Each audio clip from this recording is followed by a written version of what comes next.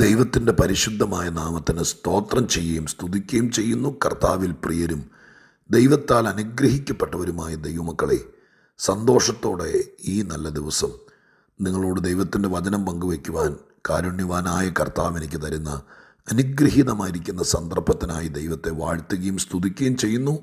മഹാദൈവത്തിൻ്റെ കൃപയ്ക്കും കരുണയ്ക്കും ഞാൻ ഒരിക്കൽ കൂടി സ്തോത്രവും സ്തുതിയും മഹത്വവും കരയറ്റിക്കൊണ്ട് ഓരോ ദിവസവും കൊച്ചു കൊച്ചു വാക്കുകളിലൂടെയാണെങ്കിലും ആത്മീക ചിന്തകൾ എൻ്റെ പ്രിയപ്പെട്ടവർക്ക് നൽകി തന്ന് ഓരോരുത്തരുമായിരിക്കുന്ന അവസ്ഥയ്ക്ക് വചനം ഒരു ബലമായി, സാന്ത്വനമായി, ഹൃദയത്തിന് തണുപ്പായി, മാനസിക ബലം പകരുന്ന ശക്തിയുള്ള ആലോചനകളായി ദൈവത്തിൻ്റെ വചനം പങ്കുവയ്ക്കാൻ എനിക്ക് തരുന്ന അവസരം ഞാൻ ഒത്തിരി ദൈവത്തോട് കടപ്പെട്ട് നന്ദി പറയുന്നു. ഈ അവസരങ്ങൾക്കായി നിങ്ങൾക്കെല്ലാവർക്കും വചനം കേൾക്കാൻ താല്പര്യം കാണിക്കുന്ന ആയിരക്കണക്കിന് ആളുകൾക്കായി ഞാൻ ദൈവത്തിന് സ്തോത്രം ചെയ്തുകൊണ്ട് നിങ്ങളോട് പ്രത്യേകമായിരിക്കുന്ന വന്ദനം അറിയിച്ചുകൊണ്ട് തിരുവചനത്തിലേക്ക് നമ്മുടെ ശ്രദ്ധയെ തിരിക്കാൻ ആഗ്രഹിക്കുകയാണ്.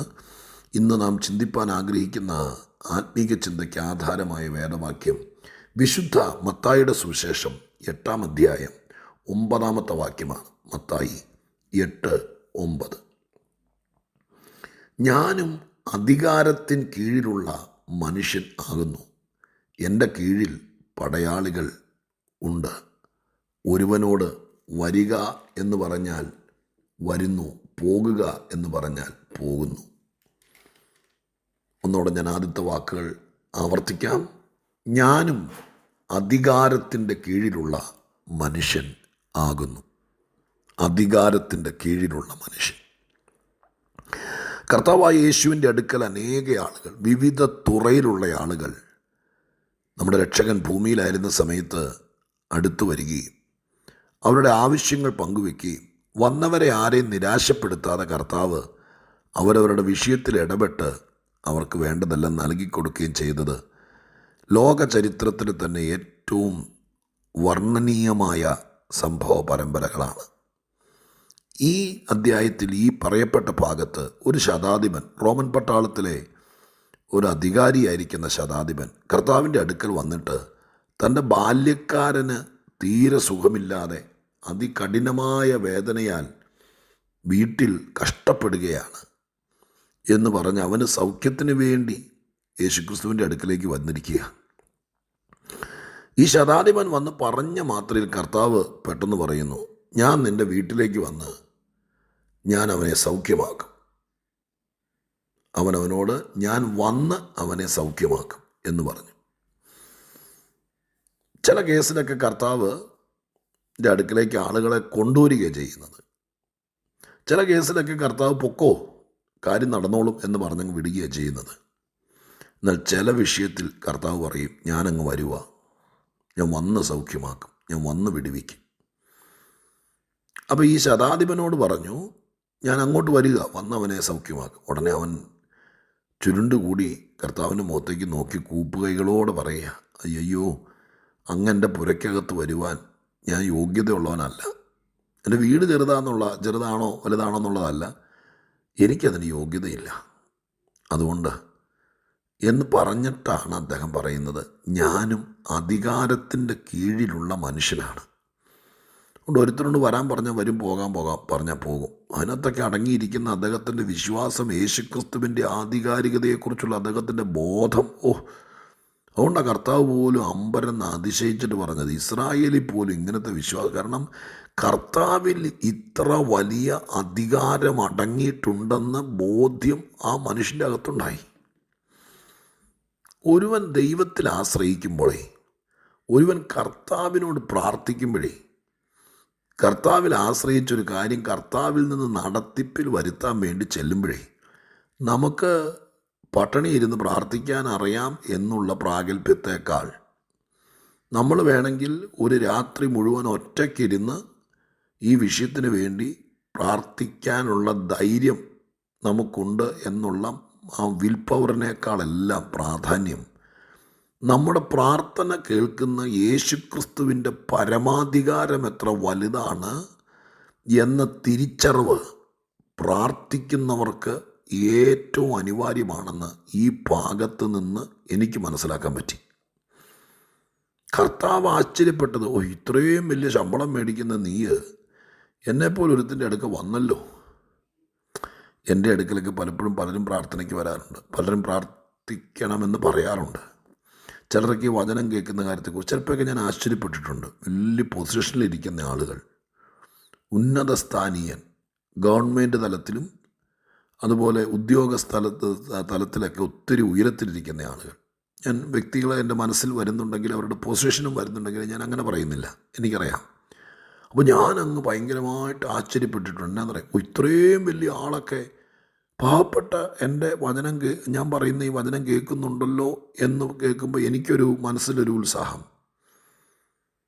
അപ്പോൾ യേശുക്രിസ്തു ആശ്ചര്യപ്പെട്ടത്, ഇത്രയും വലിയൊരു പട്ടാളക്കാരൻ, ഇവിടുത്തെ യഹൂദന്മാർ പലരും എന്നെ മൈൻഡ് ചെയ്യാതിരിക്കുമ്പോൾ ഇത്രയും വലിയൊരു ഉദ്യോഗസ്ഥൻ എൻ്റെ അടുക്ക് വന്നല്ലോ എന്ന ഒരു പുളകമല്ല കർത്താവിനുണ്ടായത് ആ മനുഷ്യന് എന്നിലുള്ള അധികാരം, എൻ്റെ അധികാരം എത്ര വലുതാണെന്ന് തിരിച്ചറിഞ്ഞല്ലോ.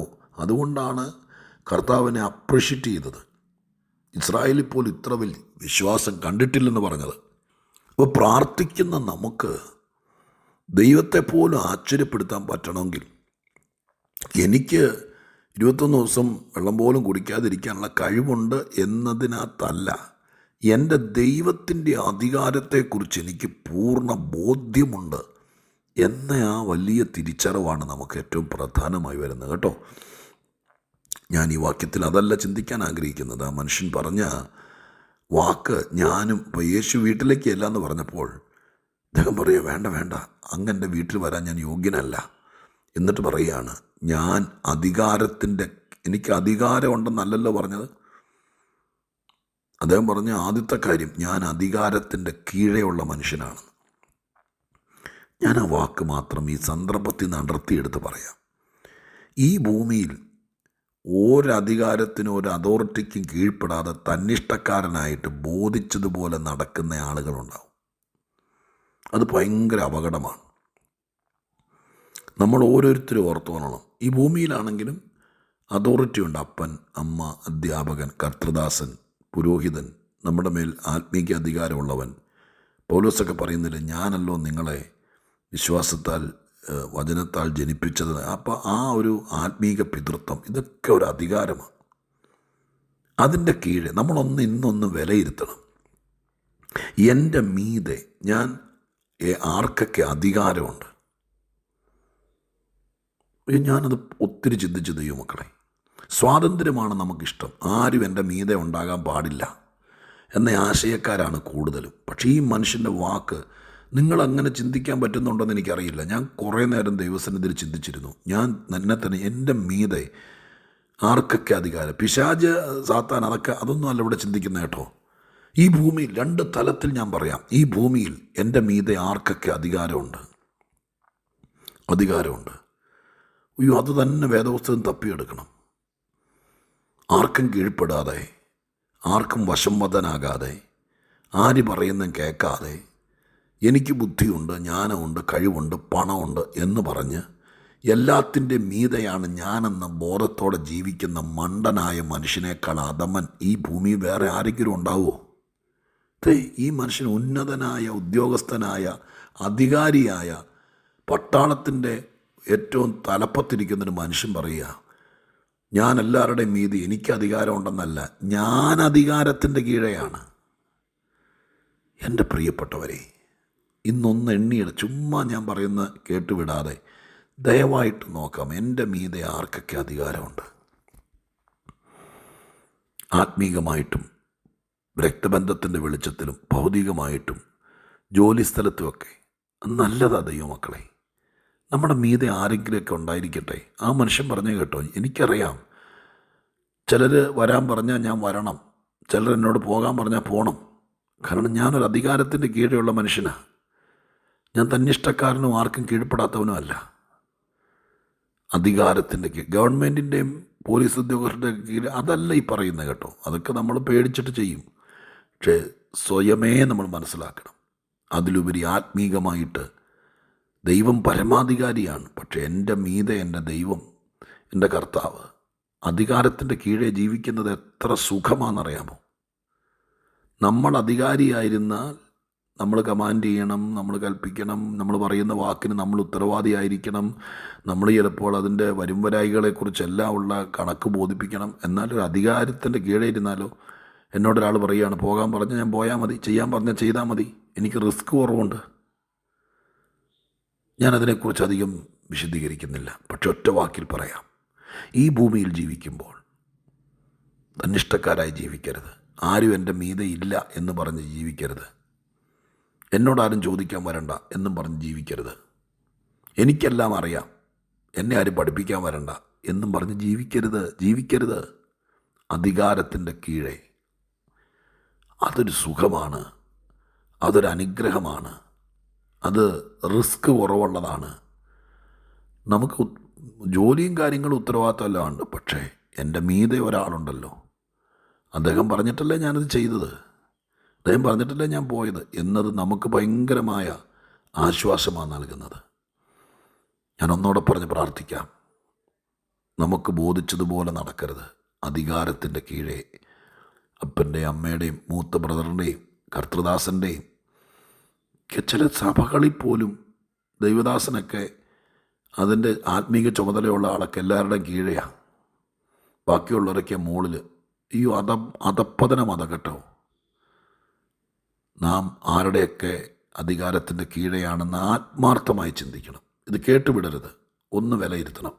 ഒരു പേനയും പേപ്പറും എടുത്ത് എഴുതി നോക്കണം, ആർക്കൊക്കെ എൻ്റെ മേൽ അധികാരമുണ്ട്. ഞാൻ ബാക്കി പ്രാർത്ഥിക്കാം. പരിശുദ്ധ ദൈവമേ, ഞങ്ങളുടെ സ്വർഗീയ പിതാവേ, ആത്മീകതയിൽ ഞങ്ങളെ പഠിപ്പിക്കുന്ന ഗുണപാഠങ്ങൾക്കായി സ്തോത്രം. ഈ വേദപുസ്തകം പ്രതിപാദനം ചെയ്യുന്ന ആത്മീക സത്യങ്ങൾക്കായി സ്തോത്രം. ഈ ഭൂമിയിൽ ഇങ്ങനെ ഒരു സിസ്റ്റം ഉണ്ടായിരുന്നില്ലെങ്കിൽ, എല്ലാവരും കർത്താവെ അധികാരികളായിരുന്നാൽ എന്തായനെ ഗതിയപ്പ. എന്നാൽ അധികാരത്തിൻ്റെ കീഴെ ഓരോ മനുഷ്യനെയും കൊണ്ടുവന്നതിനായി സ്തോത്രം.